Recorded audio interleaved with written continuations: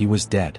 The king who had crossed the Alps twice, who had sacked Rome, who had taken the emperor's sister hostage, who had spent 14 years asking for a title and been refused every single time, he was dead of a fever in a small city in Calabria, and his army was standing in southern Italy with nowhere to go. 40,000 people. Warriors, families, the elderly, children born on the road. A nation that had been moving for 30 years, since the Danube crossing, since the flight from the Huns, since the first broken promise of the first Roman official who had seen them as an opportunity rather than a people. They had followed Alaric because Alaric had a plan. He always had a plan. Now they needed a new one. What happened next, in the months and years after the river closed over Alaric's grave, determined the shape of the Western world for the next 1,000 years. Not in the way that dramatic history usually works, with battles and sieges and the clash of armies. In a quieter way. In the way that things end not with a single moment but with a series of decisions made by people trying to survive in the wreckage of a system that had already collapsed without anyone officially announcing it. Rome did not fall on August 24, 410. It had been falling for years. Alaric just made it impossible to pretend otherwise. After Alaric died, his people had to figure out what came next. What they built, in Gaul, in Spain, in the ruins of the Western Empire, was the first medieval kingdom. The first time a Germanic people took Roman territory and made it permanently their own. This is the episode where the ancient world ends and something else begins. Subscribe, like the video, and let's finish this. The man who replaced Alaric was his brother-in-law, Ataulf. The name appears in the sources as Athalf, Adolphus, a half-dozen variations that reflect the difficulty Roman scribes had with Gothic names, had been with Alaric for years. He was a capable military commander, politically intelligent, and possessed of something that Alaric, for all his qualities, had sometimes lacked: flexibility about what success looked like. Alaric had wanted one thing: the title, the recognition, the piece of paper with the imperial seal that said he belonged inside the system he had spent his life fighting for. He had never fully let go of that objective, even when it was clearly unattainable, even when the empire had demonstrated through execution and massacre and broken promise after broken promise that it was never going to give him what he wanted. Ataulf looked at the situation differently. He understood, in a way that Alaric had understood intellectually but never emotionally, that the Western Empire was not going to recover. The Rhine crossing of 406 had not been reversed. Gaul was permanently changed. Britain was gone. Spain was being carved up by Vandals and Swabian Alans. The system that Alaric had spent his life trying to join was dissolving around the edges faster than anyone in Ravenna was willing to admit. Ataulf made a decision. He turned north. 412 DC. Ataulf led the Visigoth nation north through Italy, across the Alps and into southern Gaul. He was carrying, among his people, a Roman hostage of considerable importance: Galla Placidia. The emperor's sister had been with the Gothic army for 2 years. She had traveled through the sack of Rome, through the march south, through the failed attempt to cross to Sicily, through the death of Alaric, through the army's reorganization under Ataulf. She had done all of this with the composure that her upbringing had trained into her. The composure of a woman who understood that her value was political and that her survival depended on making herself useful to whoever held her.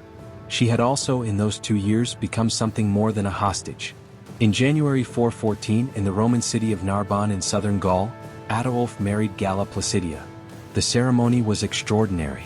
It was conducted in a Roman house, in the Roman manner, the bride in Roman dress, the groom wearing Roman aristocratic clothing rather than his Gothic warrior's gear. Roman wedding songs were sung. Roman guests attended alongside Gothic ones. The man who led the people who had sacked Rome married the daughter of the emperor who had let the Visigoths cross the Danube in a Roman city, according to Roman custom. The sources record that Ataulf gave a speech at the wedding. In it, he said something that contemporaries found significant enough to preserve. He said that he had once wanted to destroy the Roman Empire, to replace Romania with Gothia, to erase the name of Rome and replace it with the name of his people. He said he had changed his mind. That the Goths were too undisciplined for law, and that law was what made civilization possible. That his new ambition was not to destroy Rome but to restore it, to use Gothic military power to rebuild what the internal collapse of the empire had been destroying for decades.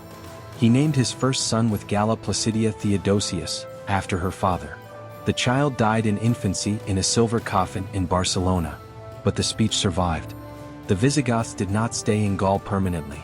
The political situation was too fluid. Honorius in Ravenna, still alive, still issuing orders that he lacked the military force to enforce, was using every diplomatic tool available to destabilize Ataulf's position. Galla Placidia was eventually returned to her brother in 416, in exchange for grain supplies, the eternal Roman leverage, food for a people that had never quite solved the problem of feeding itself on the move. Ataulf was assassinated in Barcelona in 415, by a Gothic rival with personal grievances. His successor, after a brief interval of chaos, was a man named Waliyah who made peace with Ravenna and was given in exchange the formal commission to clear the Vandals and Alans out of Spain on Rome's behalf. He did it, and the payment for doing it was land. In 418, the Visigoth nation was settled in Aquitaine, the southwestern corner of Gaul, a rich agricultural region centered on the city of Toulouse. Not as foederati, not as temporary allies with uncertain status, not as refugees waiting for a permanent arrangement that kept being withdrawn. As settlers. As landowners. As the rulers of a territory that was theirs. The Visigothic kingdom of Toulouse. It was not what Alaric had asked for. He had asked for a title, for recognition within the Roman system, for the acknowledgement that he was a Roman general commanding Roman forces with Roman authority. What his people got instead was something the Roman system had never given anyone: their own kingdom on Roman soil under Gothic rule. They had it for nearly a century. Honorius died in 423, still in Ravenna, still surrounded by the advisors who had spent his reign making every possible wrong decision. He had outlasted Stilicho, outlasted Alaric, outlasted Ataulf. He had done this entirely through geographic luck. Ravenna's marshes were genuinely difficult to besiege, and through the willingness of better men to die solving problems he had created. He left no heirs. What followed was a succession crisis that produced a series of Western emperors of rapidly declining quality and decreasing actual power.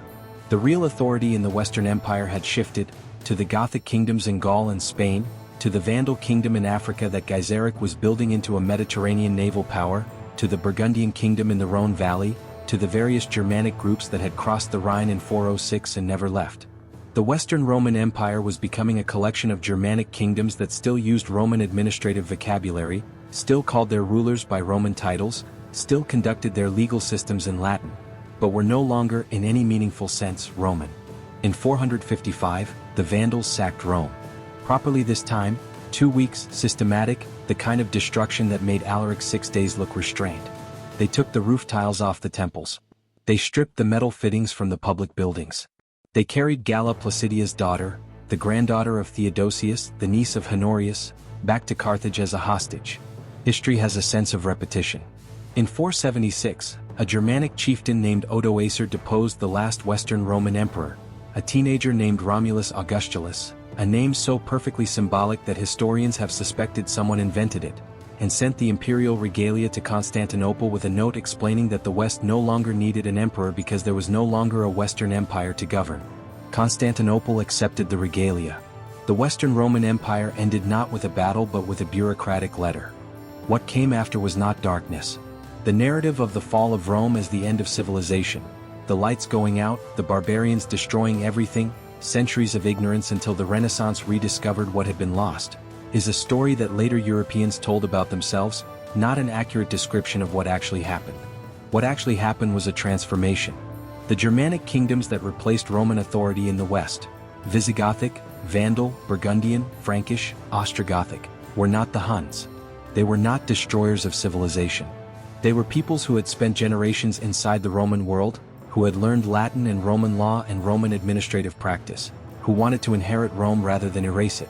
The Visigoths kept Roman law in their kingdom. They conducted their administration in Latin. Their kings used Roman titles. They built churches in the Roman style.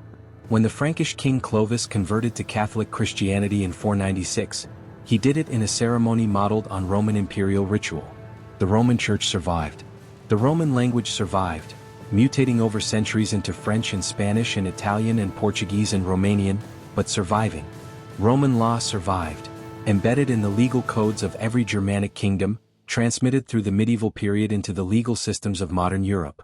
What Alaric had started, the demonstration that Rome's military invincibility was a fiction, that the walls could be breached, that the system could be entered from outside, had produced not the end of civilization but its transformation into something new, something that still exists. There is an irony at the center of Alaric's story that the sources don't quite articulate but that the facts make unavoidable. He spent his entire life asking for the Magister Militum title. The formal recognition that he was a Roman general, that his people were part of the Roman system, that the wall between inside and outside had been crossed and could not be rebuilt. He never got it.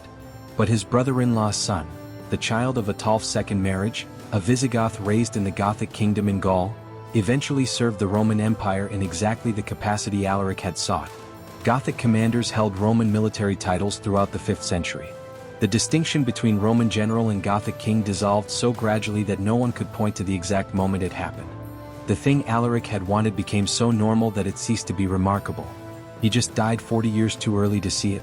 And under the Bucento River, in the city of Cosenza, in a grave that no one has found in 1600 years, the king who started it all is still waiting. The river runs over him. The world he made runs over all of us. In 2022, a team of Italian archaeologists announced a new survey of the Bucento riverbed using ground-penetrating radar and environmental DNA analysis of the river sediment. They found traces of gold. Not a grave. Not a body.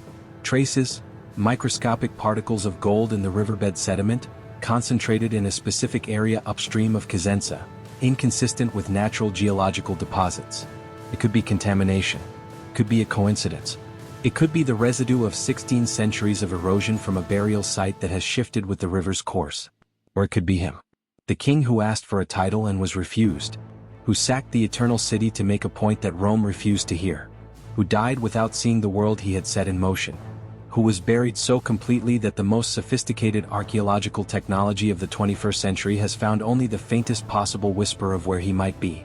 Alaric I, king of the Visigoths, the man who never got his title. Still under the river. Still not found.